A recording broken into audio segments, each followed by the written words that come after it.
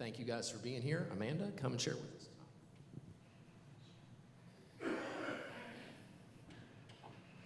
I'm excited to be here again. They're making me use this mic instead of that one, so we'll see how it goes, right? It's funny that it's so little, but it's like that comfort, right? So Steve said there's a 0% chance that I won't cry tonight. So we're going to try to keep it like under 10 tear-ups maybe, so we'll see how it goes. But for those who were here last year or have heard about it, this was my third year going to Guatemala to help support the same group of people in the same community. How I kind of got led to this trip, I am an occupational therapist, so I work primarily with kids with special needs. I actually still work for a company full-time in Florida, so I do a lot of support for our clinic staff and our therapists and our school-based therapists, so I'm just super grateful that I was led to a career that really allows me to have such a relational connection with people. When Steve and I were in Florida, we got connected with a group called Florida Baptist Children's Home, which is now One More Child. We were licensed foster parents with them for about 10 years. And in that time, they really grew and have expanded worldwide now. So you can see there that One More Child has been supporting families in Guatemala since 2008. And their first special needs trip was in 2004, 3 years ago. So this is just a 3-minute short clip from the One More Child website, just about kind of the day of a life of a child in Guatemala.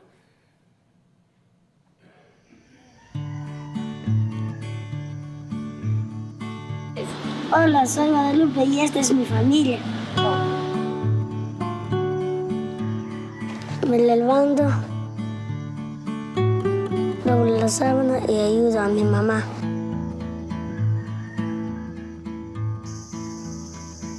Voy con mi hermana a traer agua del pozo y lo llevo en mi casa.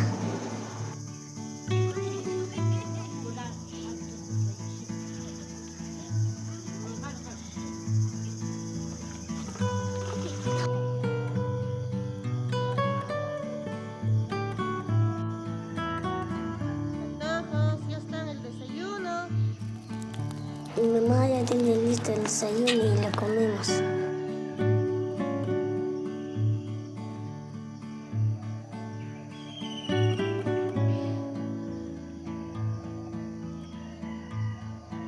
Con el agua que trajimos, mis hermanos lavan los platos.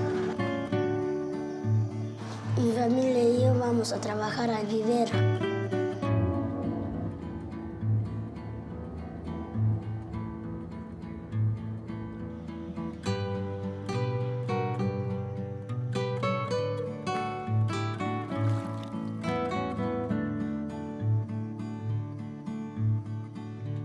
Riego las plantas, lleno las bolsas de tierras y trasplanto.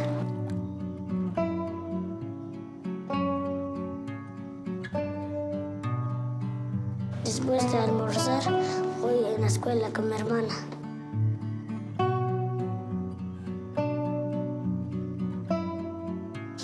Llego a mi casa, aprovecho la luz del día y hago mis tareas. Después de cenar, me lavo los dientes.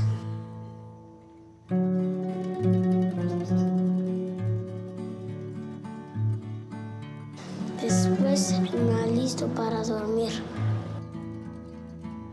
Por último, lavo mis pies y voy a la cama. Agradezco a Dios por mi familia y por mi madrina. Me gusta jugar carritos y fútbol. ¿Qué te gusta jugar a ti? I like to play with cars and soccer. What do you like to play?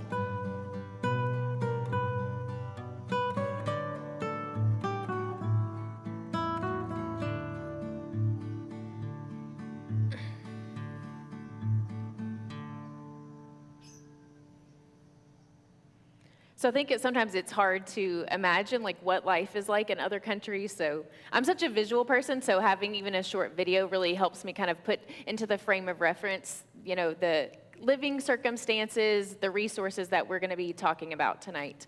So this is just some general information about Guatemala. A really large percentage of children and adults there are chronically malnourished. More than half of the population is below the national poverty line. 23% live in extreme poverty, and you can see there, the gross capita for most families. When we think about kids with special needs, there is really a lot of limited information about how to support them, but there's also limited access to medical care, therapies to help support their independence, and a lot of times it's only in the major cities. So where we go is about, it could be about a 45-minute drive, but with traffic, it's about 2 hours to drive into Guatemala City. And so for most of the families, it wouldn't even be feasible to drive 2 hours one way just to go to maybe a 30 or 60-minute therapy session every single week. They don't have the resources to be able to do that or the transportation. So part of what we try to do during this trip is really make sure that there is access to care and information for kids in this specific community where we go, where the One More Child Center is. So just thinking through, I know maybe there may be some of you that aren't as familiar with therapy and how we can support kids. I realized on Sunday, though, we have a really large percentage of pediatric therapists in our church. It's kind of funny. We have three pediatric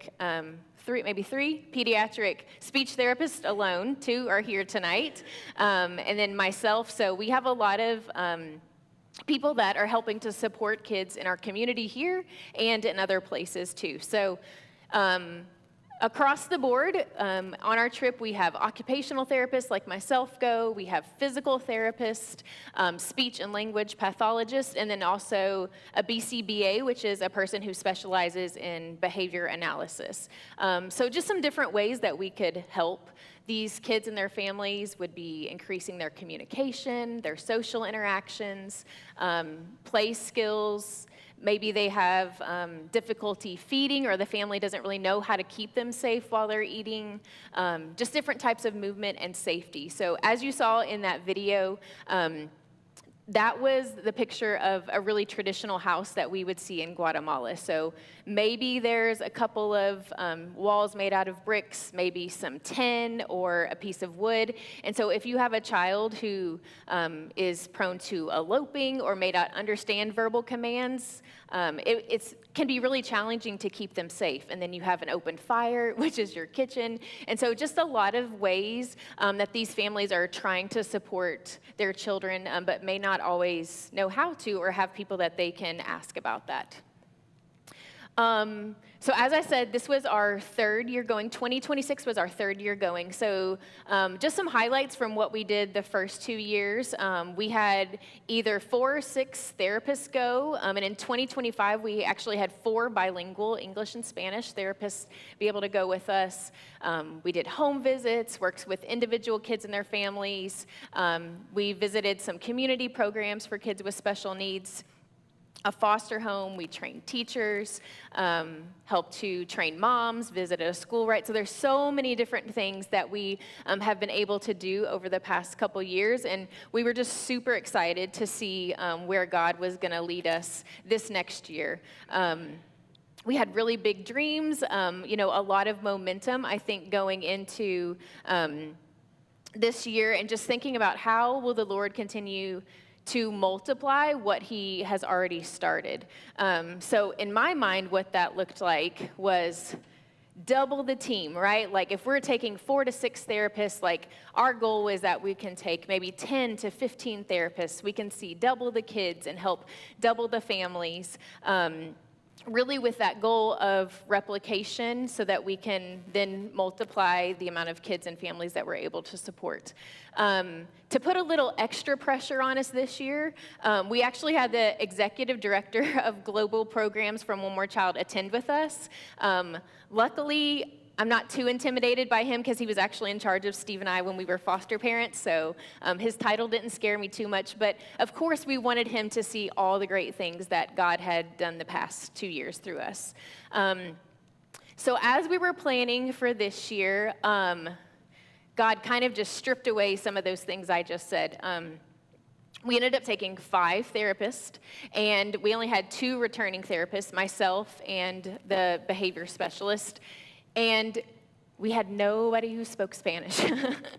So, just being pretty candid, I was confused about how this would all look and how God would still use us to minister to the people, especially because we had such big plans and ideas after the first 2 years.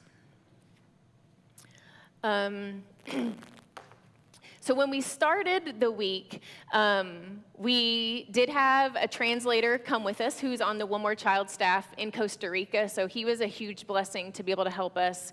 And Alan, who's the executive director that I mentioned, he also is bilingual, and then some of the staff there. So we definitely had enough supports to make sure that we were able to communicate and to teach and interact the way that we wanted to, that brought a lot of continuity to what we wanted to do. So we started out the week on Monday when we got there with the teachers. And so this is a group of the teachers along with our team. And we had met almost all of these teachers the year before. So it was just really neat to see how they had grown and used everything that we had discussed last year. And had been applying that with the kids that they're working with. So it was a full day training, just thinking about general concepts that we use as therapists a lot, like how to increase a kid's language output, how to have a kid wait 2 extra seconds before running away. For me, maybe how to position a kid differently so that they can participate more. So, as much as possible, these are just teachers. Sometimes they don't even have a teaching degree, just people who have a desire to be a part of these community ministries, and so they're just kind of putting themselves out there so that they can learn how to best support the kids that they're supporting. So the next picture is actually at one of the centers we're going to talk about, and one of our therapists there on the left being able to give some really hands-on practical training to Maho, and we're going to talk about her as well. So one of we primarily have spent time over the past 2 to 3 years with 2 ministries, and one of them is called Casa Ian, which is Ian's house, or House of Ian, and this is actually Ian. So he has Down syndrome, and his mom, Miss Laura, is the one who started the ministry. And I think I spoke about her last year, and we'll talk about her again a little bit this year. So this was the first time we'd actually gotten to meet him. He doesn't come to the center very often, but that was such a blessing for us to kind of see the face of who started this all. Now, during the course of a week, Casa Ian is supporting anywhere from like 100 to 150 kids. So Miss Laura, who runs the center, is actually a teacher during the day, and around 3 o'clock, from about 3 to 6, they have different groups of kids coming into their center. Some of the kids do have access to go to school during the day, but most of them don't have the opportunity to go to school. Maybe their community school doesn't have the resources to help support them, or it wouldn't be safe for them to get there physically and to maintain that day. The schools in Guatemala have anywhere from like 40 to 50 kids per classroom. And so there's with one teacher. So there's not, a lot of extra resources to help support kids kind of across the spectrum who might need a little bit of extra, hands-on to make it through that school day. So what Casa Ian does is they try to fill in that gap as much as possible. So they're doing academics, they're doing life skills, also that these kids have a place to go, even if it's just an hour or 2 a week, that they can get out of the house and learn some of these skills just to increase their independence. So when we first met Casa Ian and were able to go to the facility, it was 2 years ago in 2024, and they have a house. It's kind of just in like a safe, gated kind of neighborhood area. It has 2 bedrooms and a bathroom, and they've just converted those little spaces to kind of treatment areas or places that they can do small groups. And this year, they actually were praying and asking for more space, and the house right next door became available. And so this is in the courtyard of the house next door, and the courtyards actually connect, and so they're putting a sliding glass door there so that you can, have more like 4 rooms. To kind of circle around and do different activities with kids. So this is, you can see more of the kiddos there and some of the staff as we were able to visit them. Another thing that we were able to do during our trip was do home visits. That says home behind the picture. You're not missing too much. But home visits, we did about 12 to 15 of them. And really the goal of these home visits is to go visit children that maybe it wouldn't be safe or even feasible for them to leave the home setting. And so here I'm working with older boy who's about 14 years old and probably has some kind of seizure disorder that he developed when he was younger, and it's impacted his development. And he primarily stayed in the fetal position all day long, and his siblings that were helping to care for him didn't really have a lot of other ideas for how to position him so that he could be safe and comfortable. And so I was able to teach them how to gently stretch his legs out and relax him, and we put a pillow between his legs so that his knees weren't rubbing together. And after I did that, probably shortly after this picture was taken, I sat him up in my lap so that he could see, everybody in the room with his legs extended. And they were just amazed that he allowed me to do that because they had never kind of gone through that whole process of making his body more comfortable. And so just things that I know that's not second nature to everybody, but that is second nature to therapists to do things like this. And so for us to even just be able to use, 10 minutes of training and support that we can to be able to help this family feel like they can take better care of their sibling because they take immaculate care of all the children that we visited. They're all very well groomed and well fed as much as is safe, but they just don't always know how to help them continue making progress cognitively, developmentally. These are a couple more houses that we went to. The little girl in the middle, her name was Astrid, and I really loved getting to go to her house. As you saw in that video, a lot of the children are very active. They're always playing in their community. A lot of the families live with multiple generations, and so it wouldn't be shocking for us to go visit one kid, and there's 4 to 6 other kids in the house, right? Cousins and nieces and nephews. So a lot of playing that's happening in kind of the courtyard or the outdoor space that the family has. And so one thing that's always a big goal for me, like with Astrid when we walked into her house, was to find a way that she can still participate with all of the other kids. Oftentimes, especially the kids who are non-ambulatory or can't walk like her in a wheelchair, they are just sitting and watching and finding delight in that, but not really able to participate in kicking a soccer ball or throwing it back and forth. And so with your all's help, we were able to take several parachutes. That's one of my go-to things. And so, we can use that to help kids participate and laugh and giggle and be a part of the activities that are going on. This is a family that I think I spoke about last year. You can see the 3 siblings there.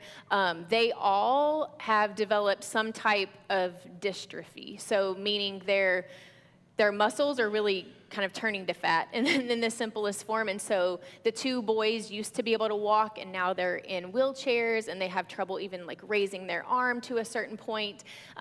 So again, when we go to visit them, we're helping to make sure their mom feels comfortable and safe being able to transfer them from their chair back to their bed, and making sure she's taking care of her body, because that's a lot for her to have to do that multiple times a day for multiple kiddos.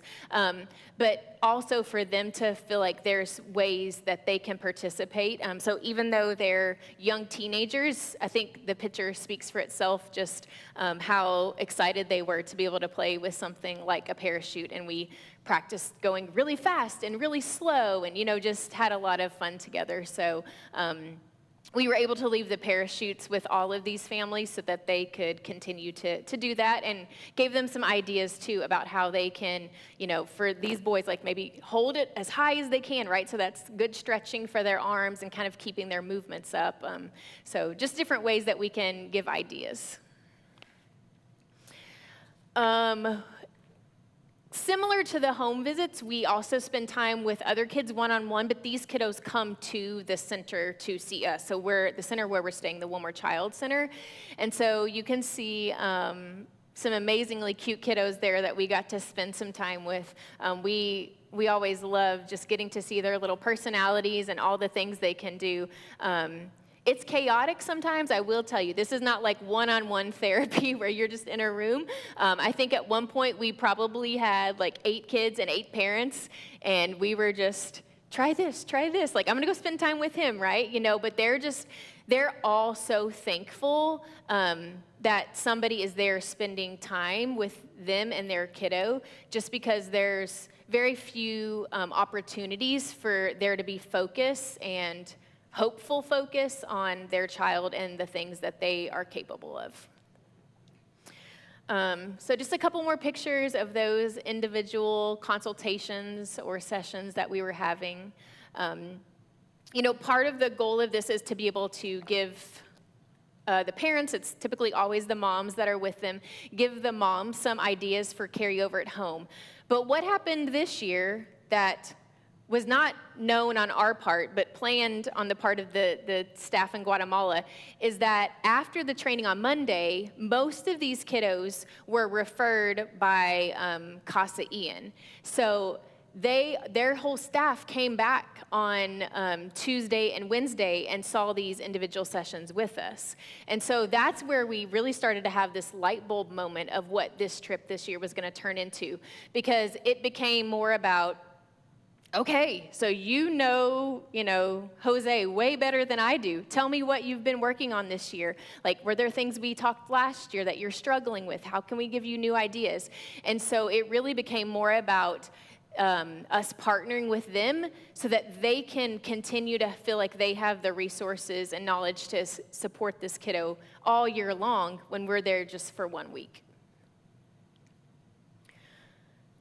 So just more pictures of that. I really love the picture that I'm not in, the one where you can see the speech therapist from our team with her back to us, but then Maho, one of the staff there, is the one kind of leading, the time with this little boy, Dylan, probably getting him to, count when we're going to throw it, working on his impulsivity, following those directions in a really playful way.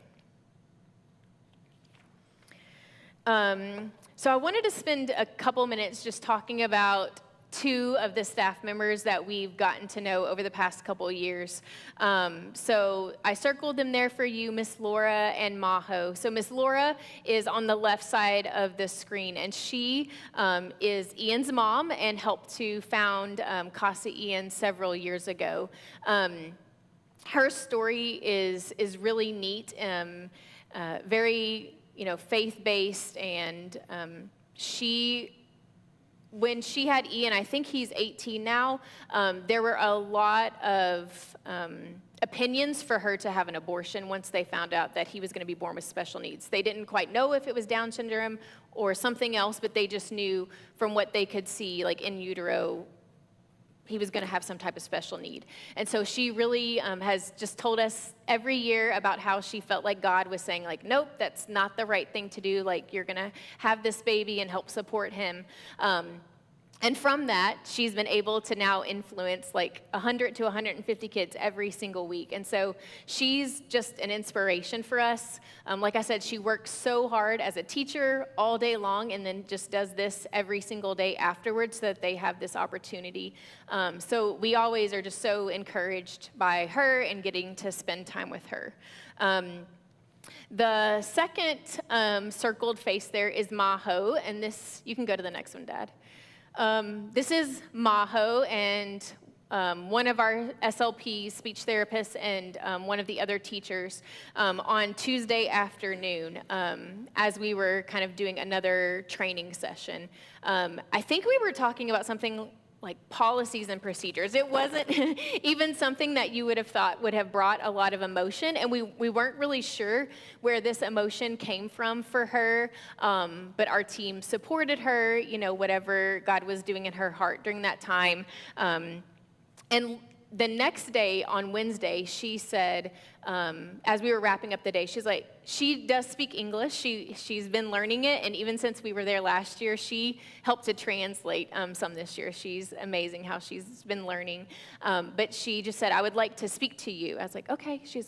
But the whole team. So she wanted the whole team to come into a room with none of the kids that we were working with, and she just wanted to share something with us. And she told us in 2025, so we first met her last year, that she wasn't a believer then, but she was just so encouraged by us coming last year and being able to share our knowledge and just the willingness to share our knowledge, that made a really big impact on her. And then I think it was just a couple weeks or a month or two later that another team came on some type of mission trip, and she became a believer during that trip. And so since that, she has been pouring lots of energy into finding a church and being able to volunteer there. She's still working at Casa Ian, and she also found a program that's on the weekends where she can go. It's like becoming a speech therapist, but it's kind of like an associate's degree for us. The schooling just looks quite different. But she was putting in so much effort and energy just because she was so encouraged by what she had been learning and how she felt like the Lord was kind of guiding her in this.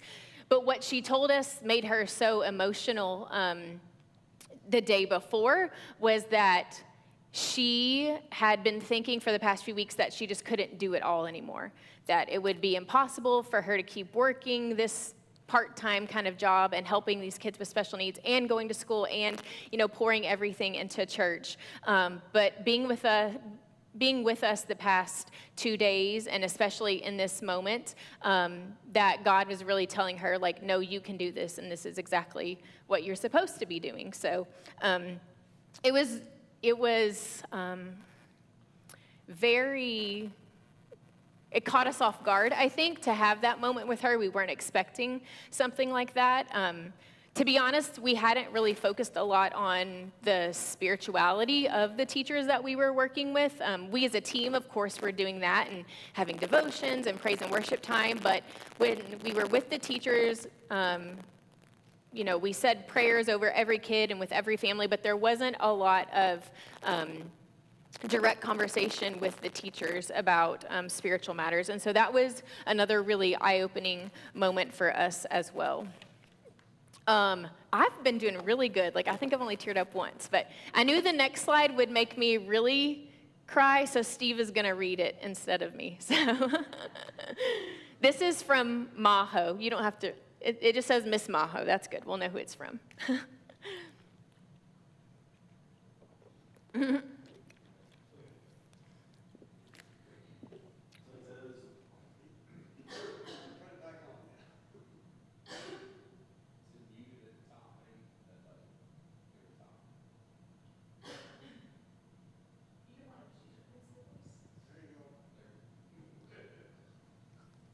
All right. Words are not enough to express the gratitude I feel following your recent visit. I want to thank you from the bottom of my heart for the training sessions provided and, above all, for the time and affection you dedicated to the children of Eosis. I thank you for sharing your knowledge with such generosity. But beyond the theory and the technical skills, I thank you for that ray of hope you brought with you. Your presence was a reminder that I'm not alone in this work and that there are extraordinary people like you willing to transform realities with your talent and humanity. You're extremely special people to me. I don't just appreciate what you know, but who you are. I value you, and I appreciate you so much for the light you left in the hearts of each child and in my own spirit. I bless you, and I cover you in the name of Jesus, and may it be the Holy Spirit guiding you in every step you take by the Father's hands.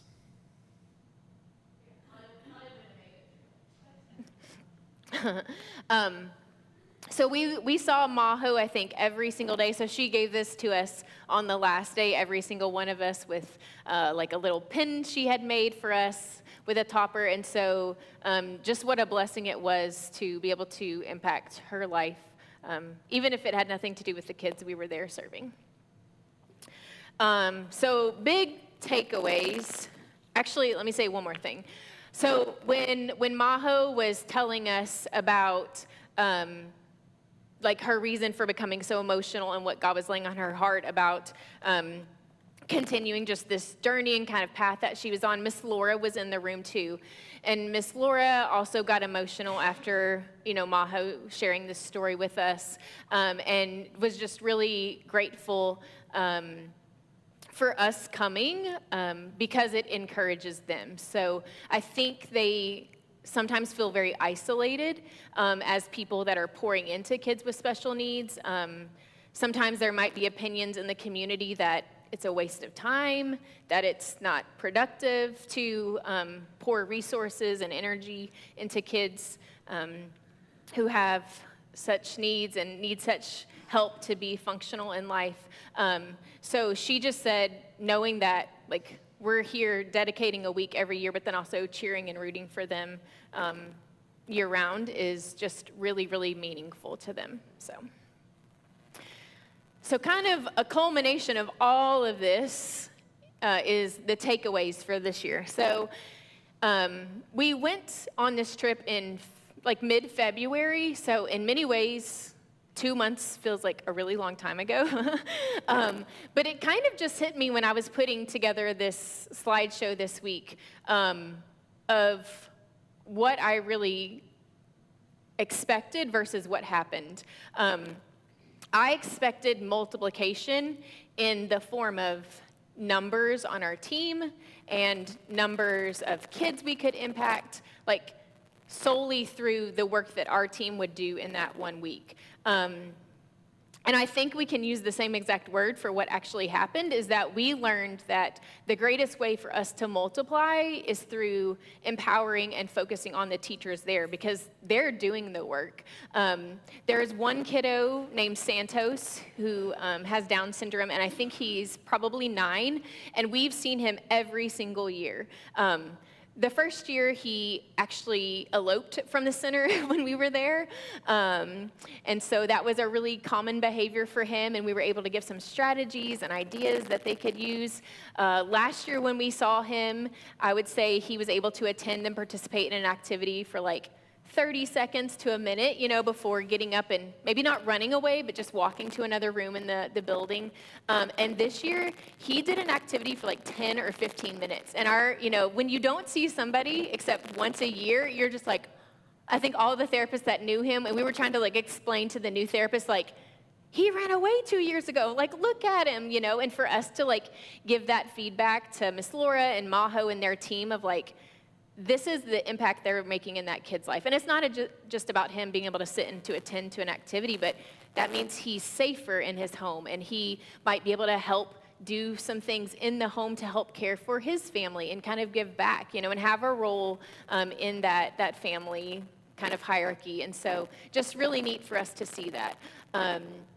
Of course, Maho and her story and Miss Laura and how they influenced was a big takeaway. But really, as a team, we came away with some big ideas for the future. So what this week turned into with us being able to teach and then work alongside the staff and then have them do it was kind of the model that we want to implement for the coming year. So you can go to the next slide, Dad. So 2027, here we come, right? We're already planning. So the goal will really be this, that we can, from their perspective, they'll learn, right? Which is some more just like strategic teaching, that they will watch us actually do some of these ideas, strategies with the kiddos, and then that they can do it and we can give them feedback about it. So that kind of naturally happened this year, and we just saw how well it worked.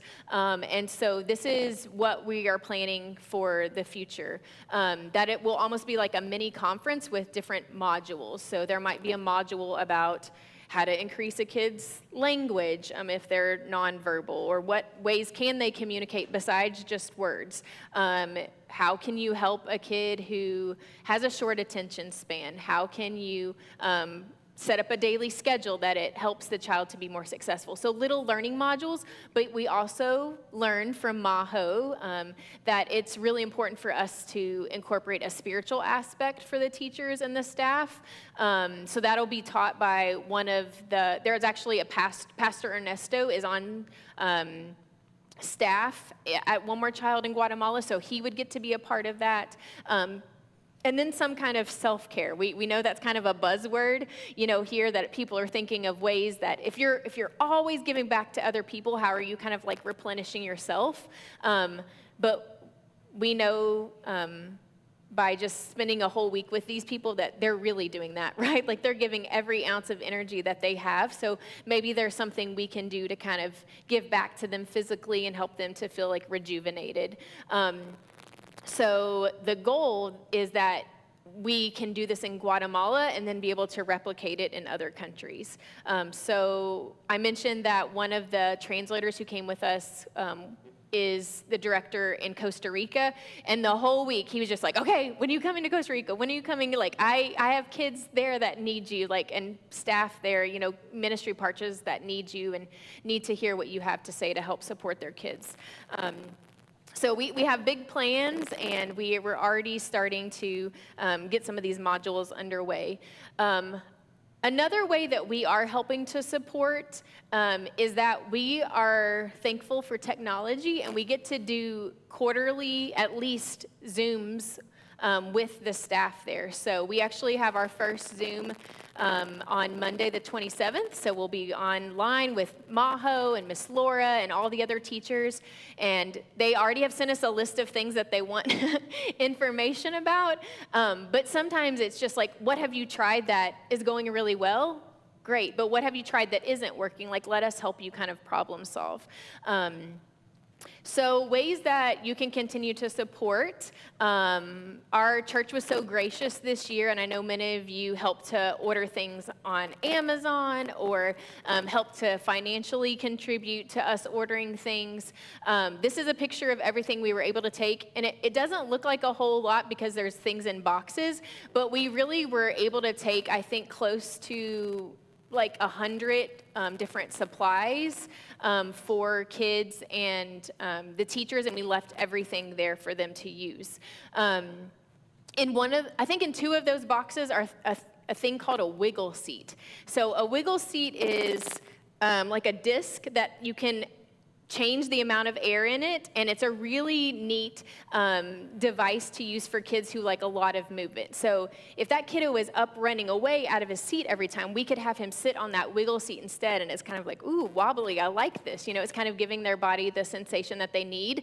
And we took 3 of those to Miss Laura, and she literally started crying because she said she's seen them online and was just hoping for the day that they would be able to have something like that.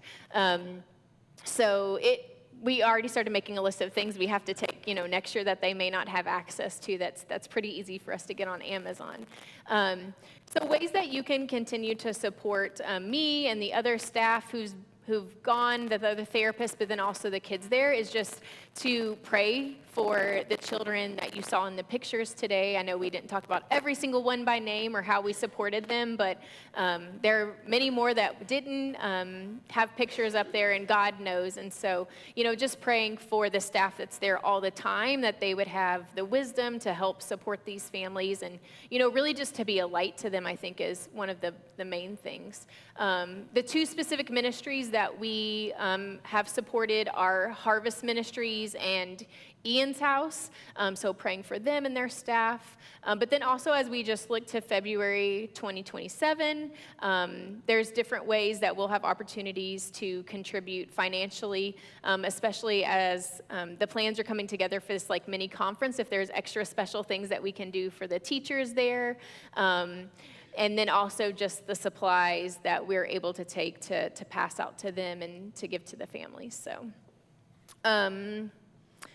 I think that was it. Hopefully you can see through all the pictures that it really is just such a phenomenal trip, and that we really are able to impact a lot of kiddos, but it's not really about us, right? It's about what God is doing through us. And for me personally, when maybe what I thought was going to happen didn't align with what happened, right? Just sometimes our personal expectations of events in life. I think it's easy to think about a dedicated week to a mission trip and how that looks, but there's probably daily things that we have expectations about that God answers in a different way. And so just remembering that he's always at work, and even when we have the best plans, his plans are better and bigger, and so we trust him with that. So that's it.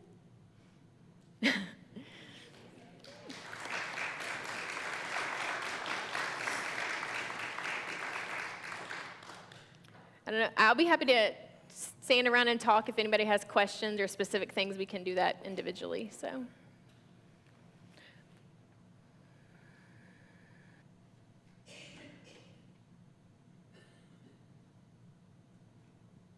All right. Well, thank you, Amanda, for sharing that with us tonight. Like she said, she's going to be able to hang around for a little bit if you have more questions. And I know February of 2027 seems like a long way off right now, but if you can be thinking throughout the year of maybe just putting a little bit aside here or there, or looking for things, talking to her about what are some things you know you're going to need, hey, you probably are going to order something off Amazon before February of next year. It's just my guess, right? Maybe add a supply to your next order and just say, hey, I'm going to go ahead and get this, and that way you guys can have it and have it ready.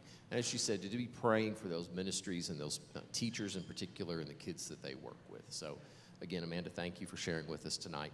I'm going to have a word of prayer for us, and then we'll be done for the evening, all right? Well, Father, we do thank you for the work that you're doing through these teachers and staffs and parents and the lives of these children in Guatemala. We're just so thankful for a chance to hear about that tonight and to see just a small glimpse of the way that you're at work in these lives. We thank you for Amanda and her team that were able to go for the third year and already making plans to go back for the fourth time next year. We pray that you would continue to be at work in and through their ministry and in and through this trip. And Lord, that you would be glorified in the way that this work is done, and that many lives would be reached for you and would be touched, Lord, by the people who are serving you and bringing care to others.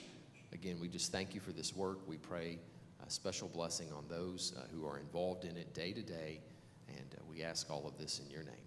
Amen. Thank you all. Have a good night.